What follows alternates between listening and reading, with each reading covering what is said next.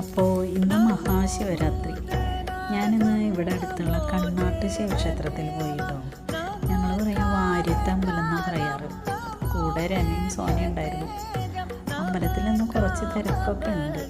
അല്ലെങ്കിൽ ഈ അമ്പലത്തിൽ അധികം തിരക്കുണ്ടാവാറില്ല. 8 മണി വരെ പൂജ ഉണ്ടാവാറില്ല. ഈ അമ്പലത്തിൻ്റെ പരിസരം ഭയങ്കര ഭംഗിയാട്ടോ.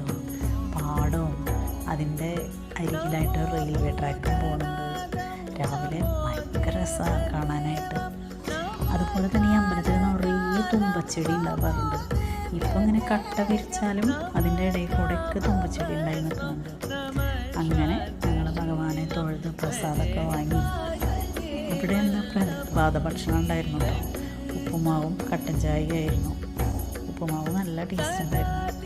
ഞങ്ങളതും കഴിച്ച് കുറേ ഫോട്ടോസൊക്കെ എടുത്ത് തിരിച്ചു പോന്നു. Okay, bye, thank U.